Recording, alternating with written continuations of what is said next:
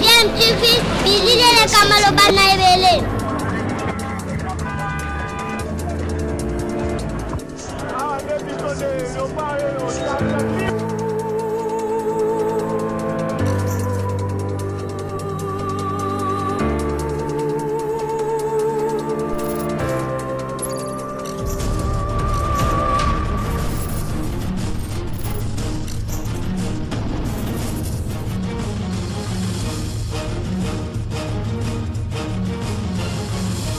DMTV toujours en avant.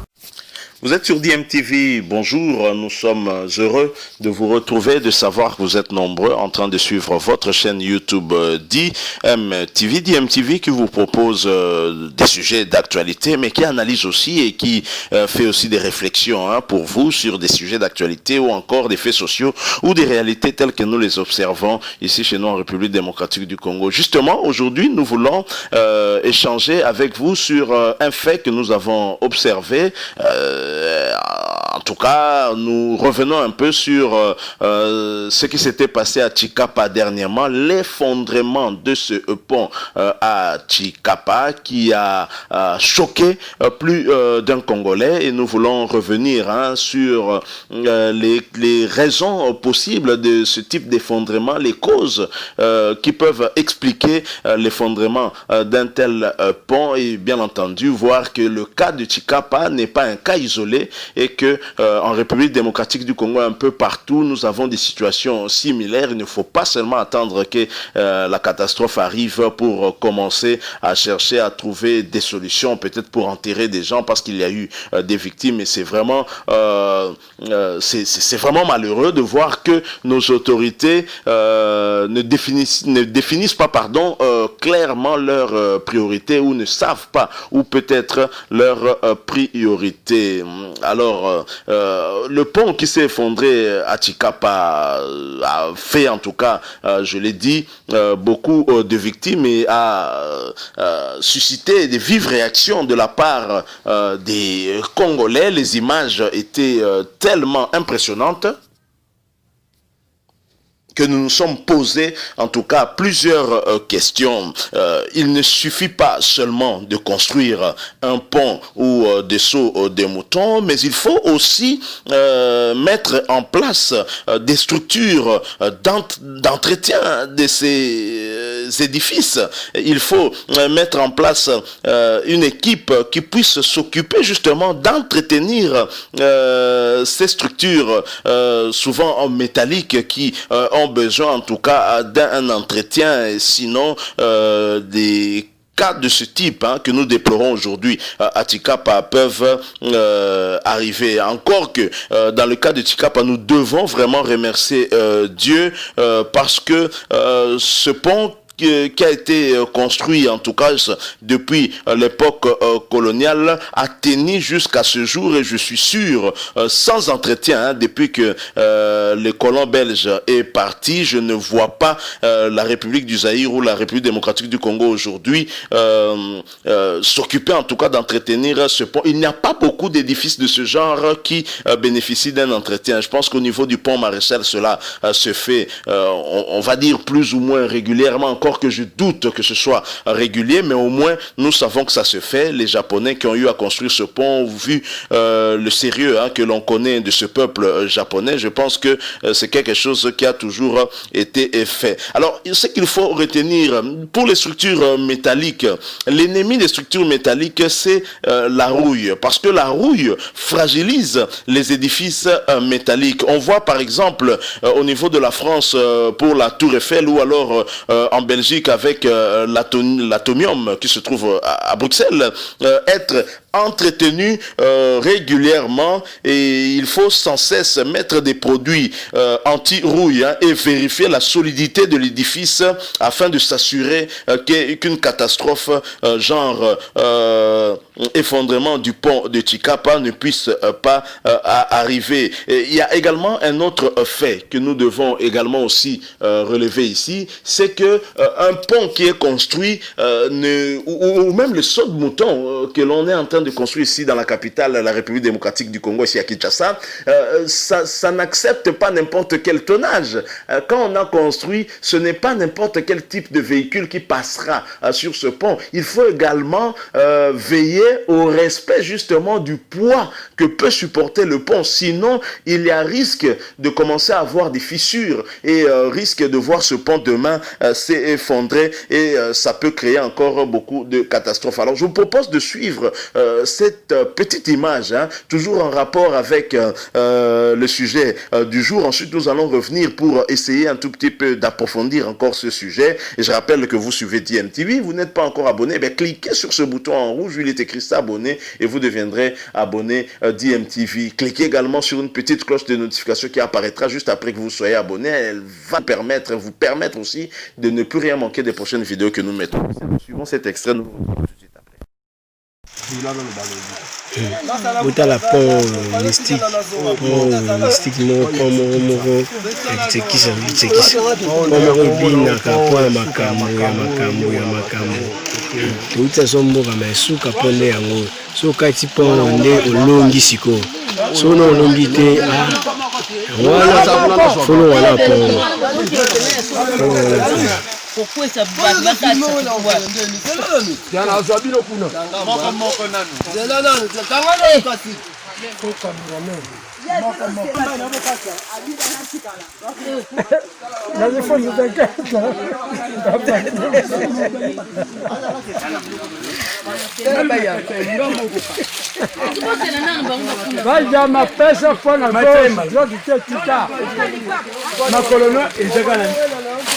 utala uko ya maya nsili kuto musika kuto ya usanga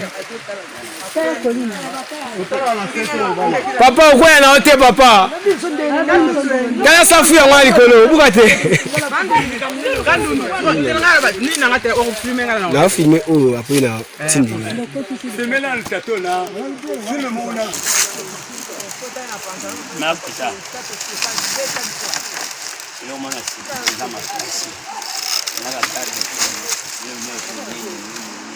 ebona pekisa ko ya munene ngana liaka mingi na liaka mingi ngana ya munene kolia iyo kolia na liaka mingi le kola foza na ngo 500 francs le kola maso artisanal to pesi komoni Matasko bona za photo. Ya memele li papa.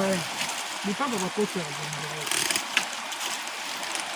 Matasko bona kango photo.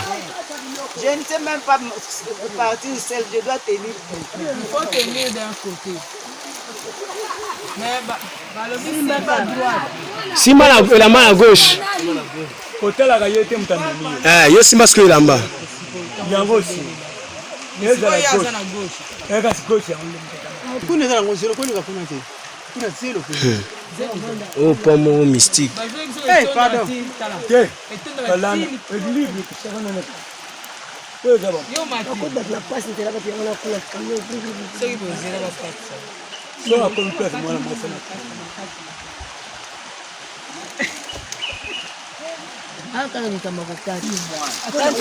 Siku ni mama wako na zabu azono mubanyi ya makasi azono mataka po Pese sac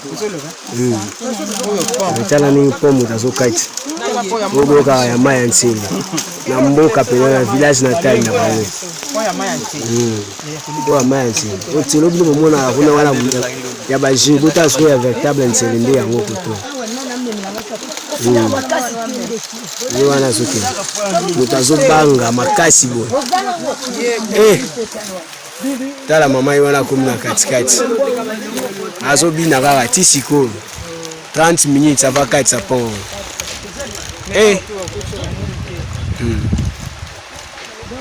po makambo uta ni mutu azobanga na kati ya pont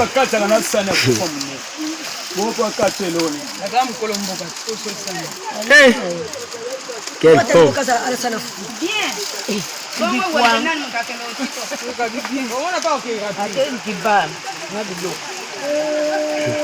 yoka pont yoka osko mai mai eza mystique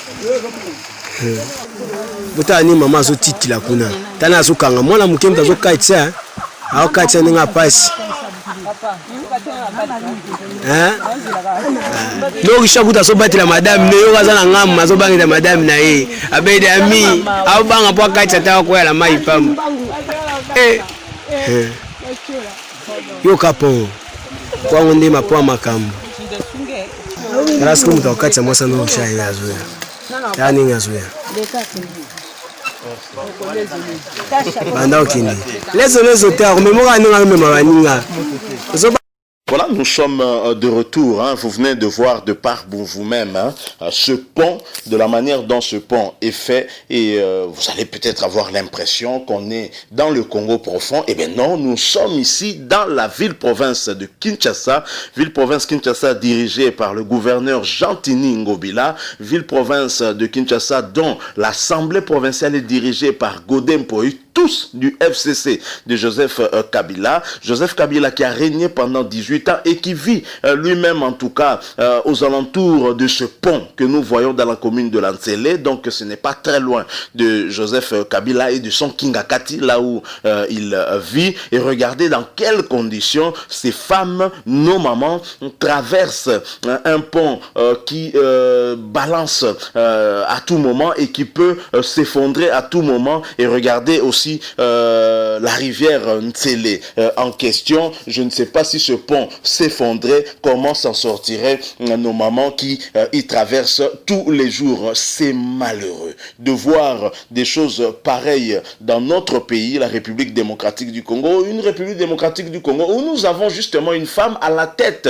de la deuxième institution du pays, l'Assemblée nationale, Janine Mabunda, présidente de cette institution, et qui préfère aller en conflit avec le chef de l'État pour créer un climat de tension dans les institutions. Et au lieu de respecter l'institution président de la République, elle préfère suivre des mots d'ordre privés d'un groupe des personnes en privé et ne pas se comporter en homme d'État. Voilà des cas, des cas, on va même dire des cas sociaux pour lesquels les députés devraient s'occuper. Ça devrait constituer une priorité. Voter même des lois pour qu'on puisse améliorer la situation sociale de la population. Mais non, on attend des catastrophes. Il y a eu ce pont qui s'est effondré au niveau de Chikapa. Ça a ému tout le monde en tout cas. Mais quelles conséquences avons-nous tirées? Quelles conséquences nos autorités ont tirées? Je ne pense pas. Voilà encore cette image. Nous sommes à Kinshasa. On peut dire que Chikapa est très loin, mais on est à Kinshasa, dans la ville-province, dans la capitale, ici même, où même se trouve le siège de toutes les institutions, y compris le président de la République, le chef de l'État, Félix-Antoine Tshisekedi, et le slogan de l'UDPS, le peuple d'abord. Est-ce que ce peuple d'abord mérite des ponts de ce genre? Combien ce pont coûterait à l'État pour que nos mamans puissent traverser dans des conditions acceptables et ne puissent pas mettre leur vie en danger? C'est quand même un malheureux. Regardez également cette photo que je vous montre. Nous sommes là au sud de Kivu. Le sud Kivu, nous sommes dans au sud Kivu, dans le Grand Kivu que vous connaissez, à l'est du pays, chez Vital Kamerhe. Nous sommes chez Bitakwira, nous sommes chez Bahati Lukwebo, tel que vous pouvez le voir sur cette photo. C'est le pont Sangé à Uvira, dans le sud Kivu. Un pont fait de la manière la plus artisanale possible avec des conteneurs. Et vous voyez, et ça permet quand même aux populations de pouvoir traverser. Ça a été fait de manière un peu plus propre, mais il faut noter également que cette rivière n'est pas très large, contrairement à la rivière Ntsele, qui certainement aurait demandé un peu plus de moyens. Je ne crois pas que cette rivière soit aussi profonde. Mais déjà faire le pont avec ce genre de matériel, c'est quand même triste.